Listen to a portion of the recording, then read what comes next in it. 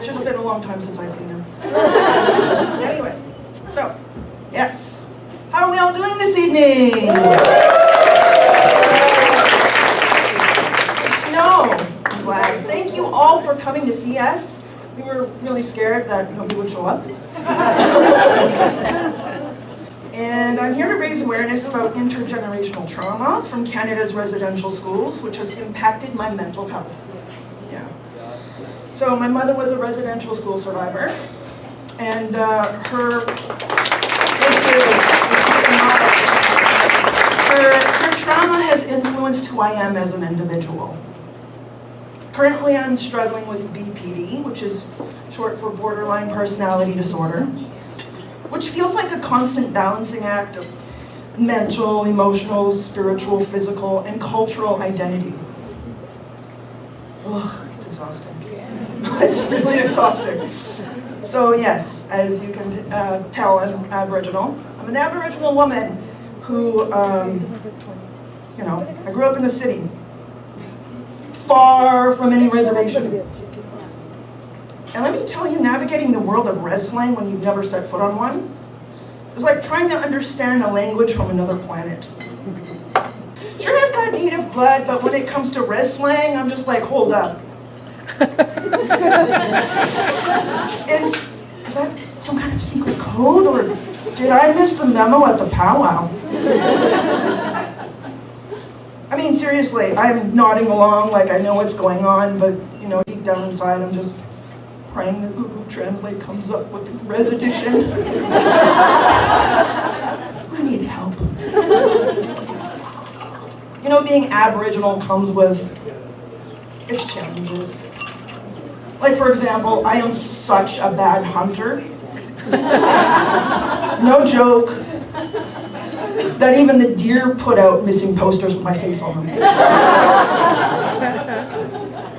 They say hunting is a skill passed down through the generations. Well, my ancestors must have been playing telephone with that, because by the time the skills were passed down to me, it was more like hunting for the bison at the supermarket. Did you know that you can buy a slab of bison for $10? Yeah, I was shocked when I seen that slab, and I was like, stew. But like, you know, it's mostly, I chalk it up to the universe telling me, here, save yourself the trouble, buddy. So growing up, I used to think my family was a little centric, just a little bit. It wasn't until I, you know, reached adulthood that I realized that we were pioneers in a unique form of genetic recycling. Beyond the eye color and the height, my ancestors passed down their brand of intergenerational trauma. Feels like winning the lottery. No, not really. Except instead of cash, you inherit anxiety disorders and trust issues. My family tree seems haunted. And I'm stuck with the Ghostbusters bill. Thank God not all the Ghostbusters were white. In my community, getting your native name is a rite of passage. It's supposed to encapsulate who you are, your strengths, your essence. So, there I was. I was eagerly awaiting my native name ceremony. The elders gathered around, whispering amongst themselves. And then, it happened. They all turned to me, and they said, "Trips over antlers."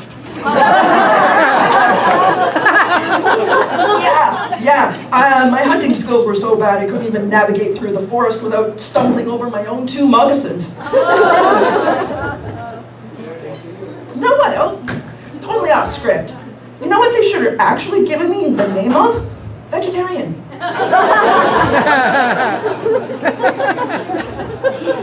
By show of hands, whose parents beat them as a kid? Wow, you know we can take a beating. And our parents taught us how to fight. You know, my mom had an interesting way of disciplining me. parents have, their weapon of choice based on their ethnicity, right? Right? Caucasian people, I don't know you, sir, but you could have been hit by a belt. There you go, a belt, slippers, yes. Asians would get hit by flip-flops. That's what I heard. That's what I heard. For the rich ones, it's Prada bags. Well, my mom would threaten me, if I was really bad, she'd threaten to beat me with fried bread and salmon. So in other words, instead of hunting my dinner was hunting me! No wonder I have so many issues. At one point in my life, I dated a non-native guy who thought he knew everything about my culture. Because, get this, he owned a dream catcher. He said, "Hey baby, I'm playing Indian tonight." And I was like, "Buddy, no. Using a dream catcher as a headband doesn't make you part of the tribe. It just makes you look like you're starring in the world's worst Coachella ad." Because if there's... Oh, jeez. Sorry, I lost my place here. Hey, how are you?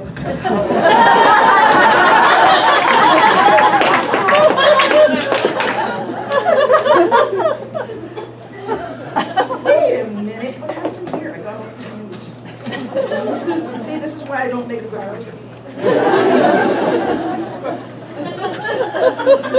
Okay. So, I've always been curious about the origin of Canada. The meaning of it, what is Canada? After a bit of research, I found out that it comes from the indigenous word, meaning village or settlement. And let's be honest, we all know its true meaning, which is sorry. We're all out of maple syrup. But if there's one thing that Canadians are known for, it's their politeness and maple syrup obsession. Yeah, I see her nodding her head like, I'm guilty. And when you run out of maple syrup, they apologize endlessly, as we do. But unfortunately, they're not sorry enough to give you your land back.